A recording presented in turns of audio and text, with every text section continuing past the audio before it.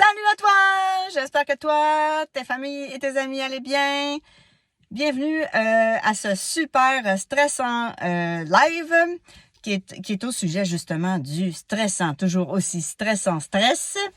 C'est sans faire des tresses, n'est-ce pas? C'est vraiment stressant le stress.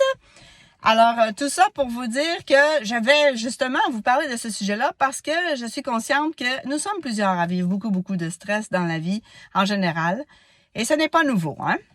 Alors, qu'est-ce que le stress? Je vais vous le présenter comme ça en vous parlant de qu'est-ce que le stress, quelles sont les conséquences sur la santé et comment bien vivre avec. Qu'est-ce que le stress? Le stress, selon, bien sûr, ce qui est connu du stress, c'est une réaction de notre corps face à une menace externe. Et il reste qu'elle peut aussi être créée par une menace interne, c'est-à-dire nous-mêmes et notre mode de pensée. Parce que souvent, on peut avoir des peurs qui peuvent alimenter le stress. Vraiment, beaucoup. Et idéalement, dans un monde sain, il faut arriver à bien le gérer. Donc, comment justement bien vivre avec le stress? C'est simple, il y a toutes sortes de techniques qui peuvent être faites. Mais d'abord, c'est important de se poser la question. Qu'est-ce qui me stresse? Est-ce que c'est mon emploi? Est-ce que c'est mon étude? Est-ce que c'est une relation, quel que soit le style de relation? Est-ce que c'est le manque d'argent? Est-ce que c'est une situation de vie X, Y, Z? Il y a différentes choses qui peuvent nous stresser et amener en nous vraiment cet état d'âme en fait, c'est comme si notre corps, notre esprit, tout ça était vraiment survolté dû au stress qu'on se crée ou que la vie peut nous créer par rapport à différentes situations que l'on a dans notre vie ou que l'on vit. Donc, idéalement, et c'est sûr, il faut se poser d'autres questions comme est-ce que j'ai d'autres problèmes ou situations qui pourraient me stresser? Qu'est-ce que je pourrais faire? Quels sont les résultats possibles si je fais de quoi? Rappelez-vous parfois, excusez-moi, je vais le lire la tête haute comme ça, là, juste avec la tête à côté, parce que je trouvais que c'était important ces questions-là. Rappelez-vous parfois, résoudre un problème signifie faire de votre mieux. Donc, on fait vraiment de notre mieux. Même si ce n'est pas parfait, on demande de l'aide. Lorsque vous avez choisi une solution, divisez les étapes en parties gérables et travaillez-les une à la fois. Il faut aussi idéalement augmenter notre capacité d'arriver à résoudre nos problèmes avec des stratégies à court et long terme qui peuvent nous aider à avoir l'impression que nous gardons le contrôle de la situation. Idéalement aussi, premièrement, on peut parler avec des membres de notre famille, des proches. Eux, ils peuvent être là tout simplement pour nous écouter. Ils peuvent aussi être là pour nous donner de très bonnes idées.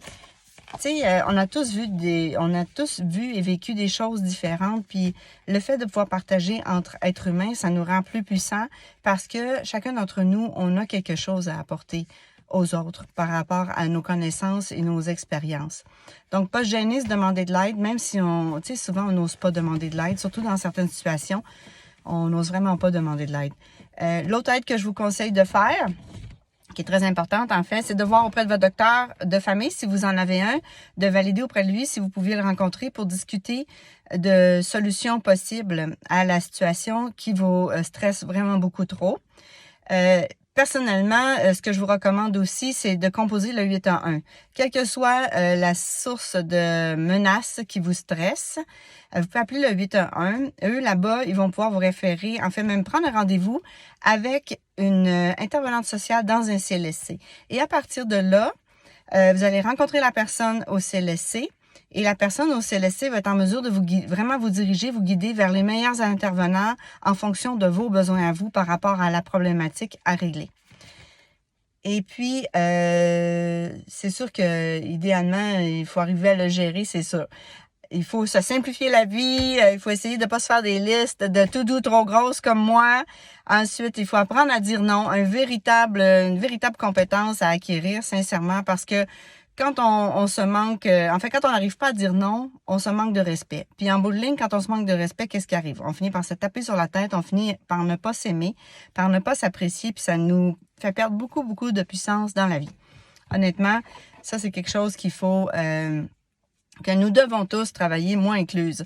On doit aussi apprendre à respecter nos limites. On peut aussi réfléchir, se poser des questions, comme je disais tout à l'heure.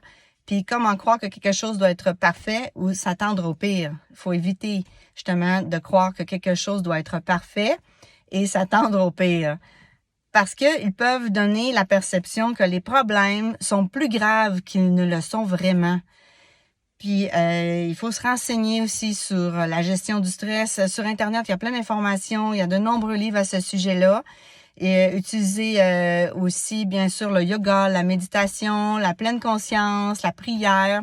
Excusez-moi, je pense que vous n'êtes pas là en face à face parce que j'aurais été obligée de mettre mon masque.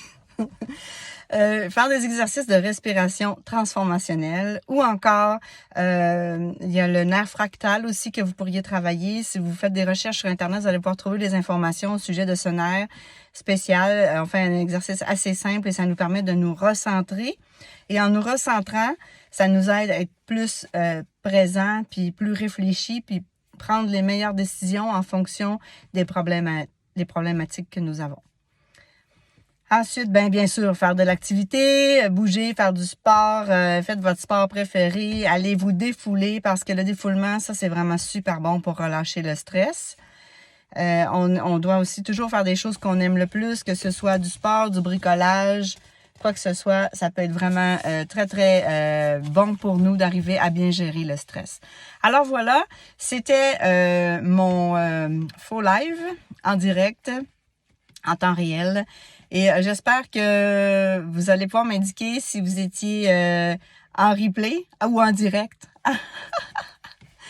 En tout cas, c'est ça qui est ça. Il y a quelque chose qui ne fonctionne pas, mais je vais le valider. Alors, je vous remercie beaucoup. Puis, je vous souhaite une merveilleuse soirée. Ou une merveilleuse journée, tout dépendant, ou même nuit, tout dépendant à quel moment vous l'écoutez. Et puis, on garde le contact, mes amis, puis passez-moi vos commentaires aussi, s'il vous plaît, à savoir c'est quoi votre plus gros stress à vous. Alors, gros bisous, je vous aime, on lâche pas, go, go, on est capable, on est des êtres humains, puis c'est normal, si on était des robots, ça serait trop facile. Mais ça serait aussi, à mon avis, un peu trop niaiseux et plate, ouais. Ça serait niaiseux, parce qu'un robot, c'est un robot, hein. C'est comme notre voiture. Est-ce qu'elle est intéressante, notre voiture? Elle est intéressante parce qu'elle nous déplace de A à Z. Mais c'est comme un robot. Alors, on est des êtres humains, c'est normal. Il faut accepter que nous sommes ici pour grandir et évoluer pour le meilleur de qui nous sommes et qui nous pouvons être. Alors là-dessus, gros bisous. Bonne journée. À tourlou. Bonne soirée. Bye. Bonne nuit. Bye.